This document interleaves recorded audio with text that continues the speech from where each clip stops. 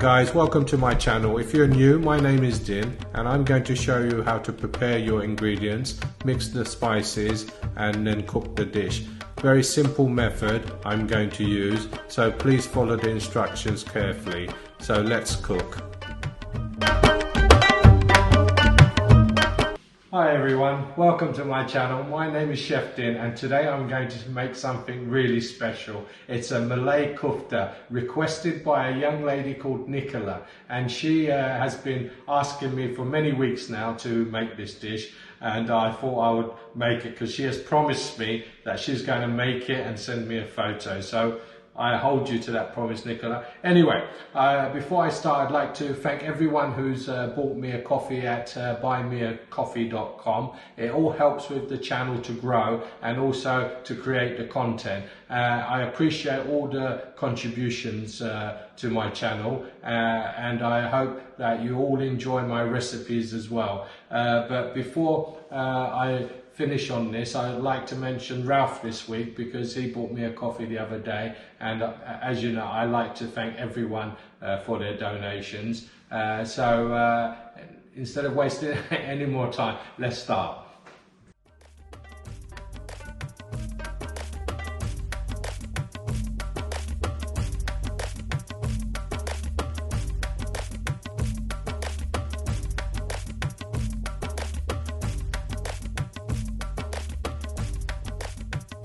Right, let's go through the ingredients and I'll tell you what we need for this dish. First we need some honey oil. This is honey. We need some fresh coriander stalks and a red chili or green chili. It's entirely up to you. That's just to give a little bit of heat. We need some tomatoes, some onions, bay leaves, cinnamon, a little bit of aniseed, star aniseed, and 2 black cardamoms. Yeah, we need salt and garlic and ginger paste. This is roughly about just over a teaspoon of garlic and ginger paste. And for the koftas, we need a little bit of onion and some mashed potato, some cornstarch or corn flour. We need a little bit of butter, some just the leaf bits of coriander, some green chili. That's about 2 green chilies I've used here, finely chopped, and a little gram masala I've made, which is cumin seeds, coriander seeds and fennel seeds. That's about half a teaspoon of each one I've used, and just ground it up into a little coarse powder. Best to roast these first before you ground it up. That releases more flavour, and some salt of course, and our cheese.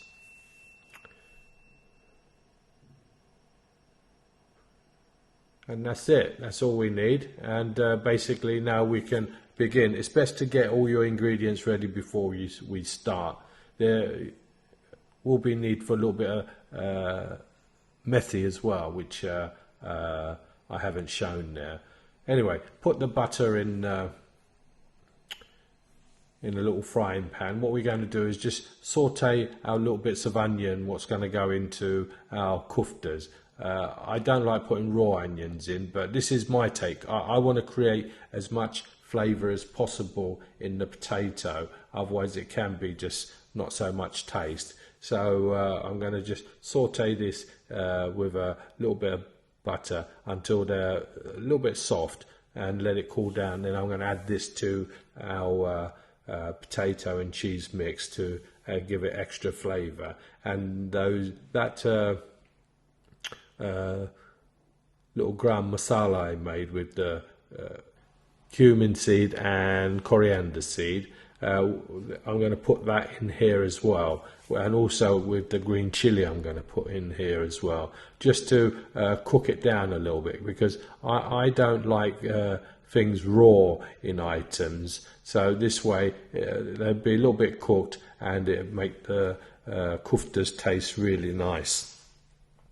So just let that cook gently, and then we're going to add our little gram masala mix, probably just over half a teaspoon, just put that in, and that will enhance more flavour to the koftas. Normally they don't put this, but I like to increase flavour in my cooking, and this way it achieves that.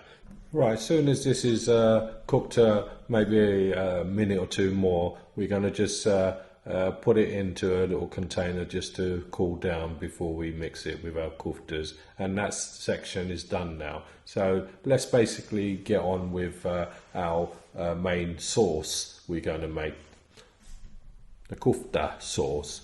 In a saucepan, add about a tablespoon of cooking oil. You can use rapeseed oil if you like, or vegetable oil, entirely up to you. And then put in your butter.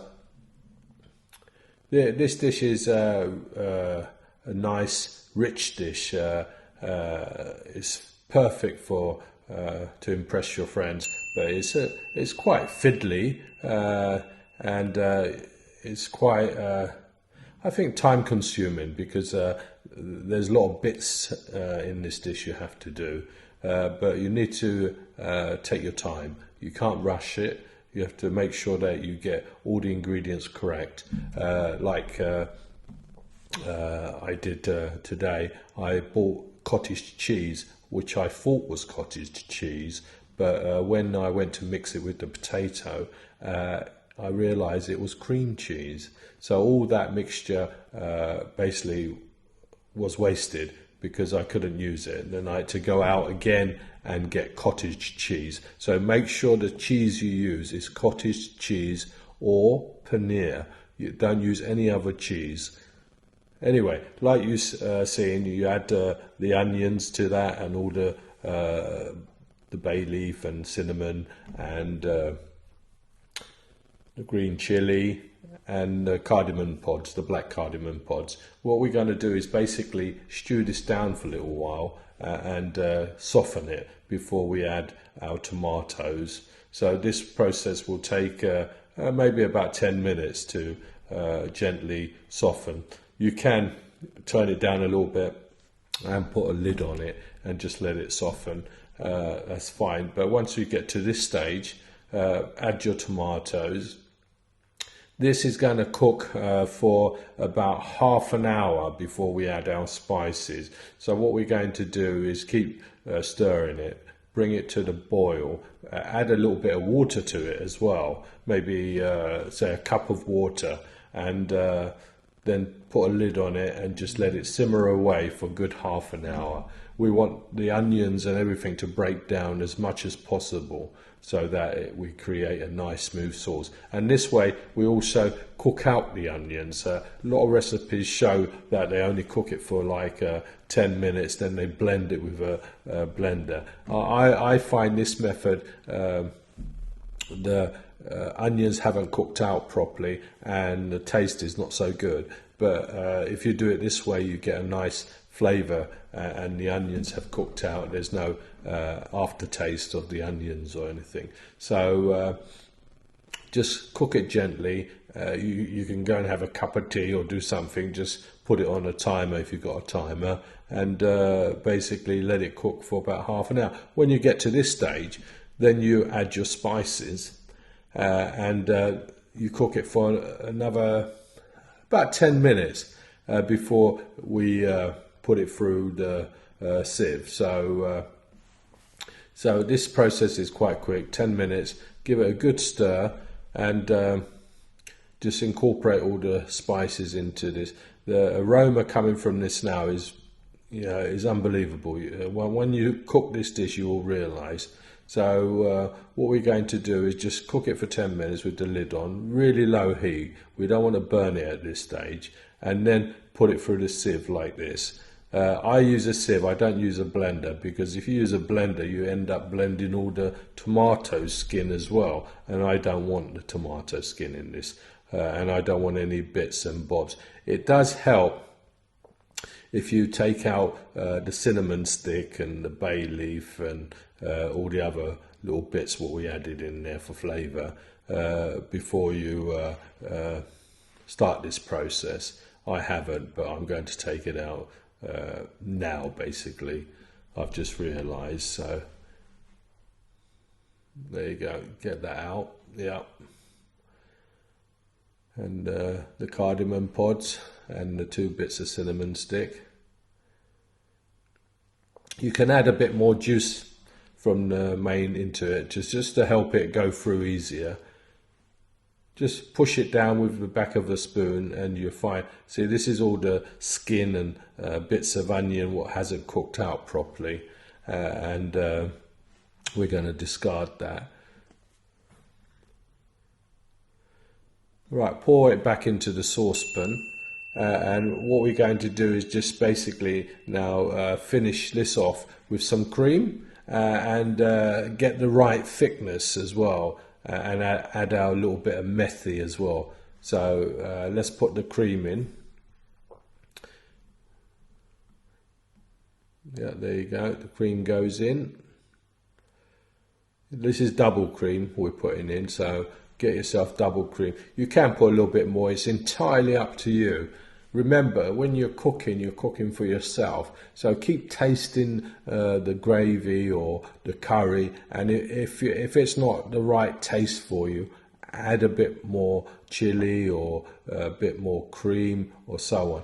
But be careful when you do this, you could end up changing the recipe.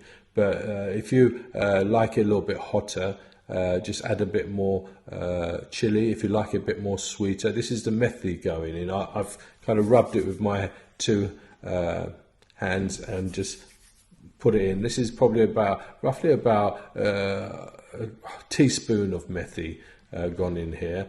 Give it a good stir.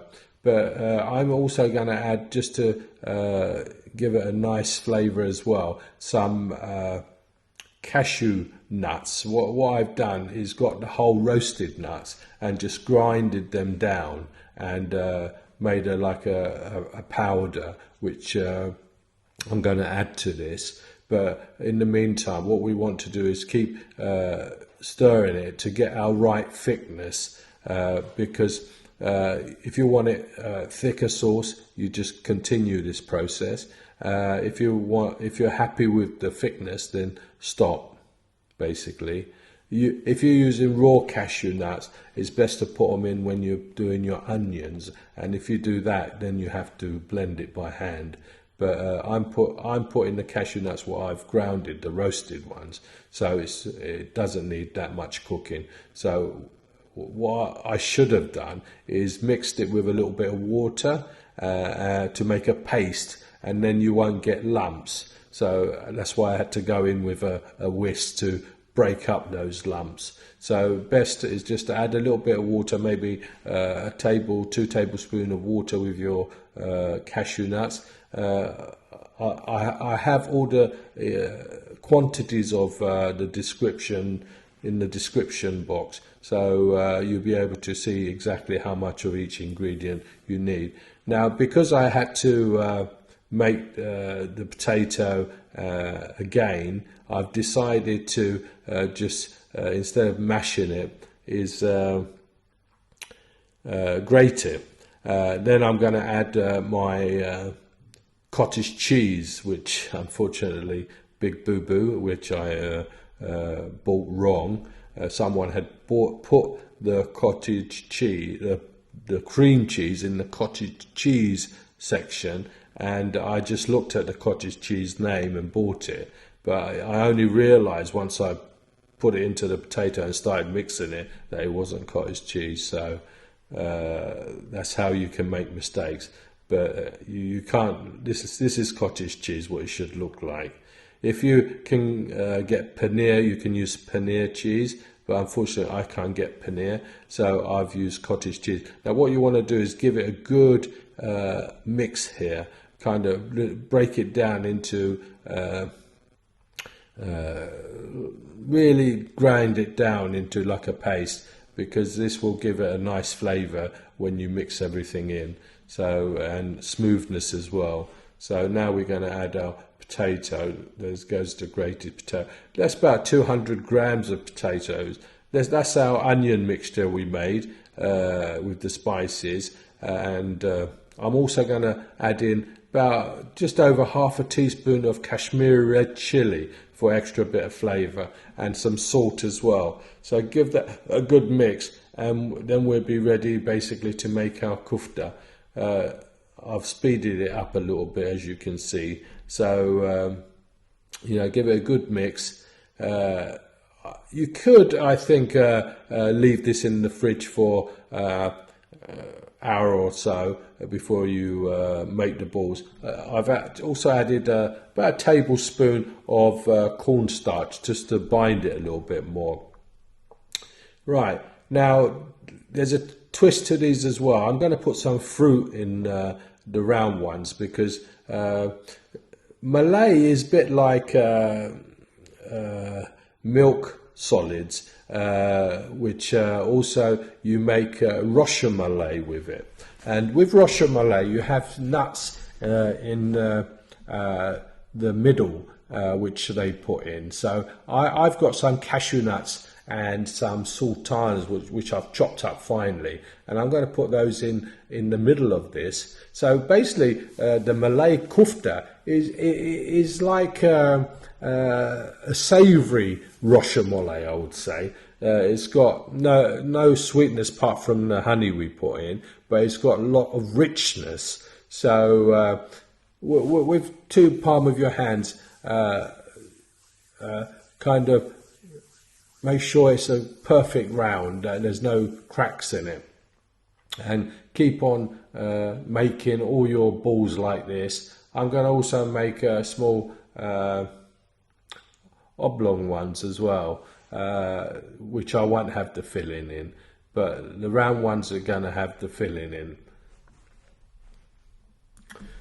This will make roughly about 12 koftas, roughly about, they weigh about 40 gram each, so you probably get about 12 out of this, which I think as a starter would be quite good. Maybe 2 pieces as a starter would be perfect. So you could try it as a starter, and maybe 4 pieces as a main course. But it is very rich, and I must say very tasty. My wife tried this, and she absolutely loved it, and she kept another portion for the next day, so that's how much she liked it. But I remember she was saying that it smelled like a tomato soup when I first started making it, but then realized no, the taste was great. So you have to try this recipe. It is very good, but you have to make sure you watch it fully, this video, because if you don't follow the instructions correctly, then it's not going to turn out. And the most important is when you fry them. If you fry them too quickly, they don't cook properly. If you fry them too slowly, then they will take in the oil. So you have to be very careful with this. When you put them into the oil, put it in probably about medium temperature. Don't let it go below medium, and don't let it go too hot. It's very important. And you see when they're nearly ready, they'll float to the top. And once they're golden brown, take them out. But try not to disturb them too much. Now I'm going to show you how to fry them basically. Once you put them into the oil, put them all in together like this, and make sure it's quite deep, the oil, so it's covering it. I've used a small saucepan for this, so but leave it in there, don't touch it for a little while, maybe a couple of minutes, just to let it cook before you touch it. And gently, see, as you can see, it's going nice and golden.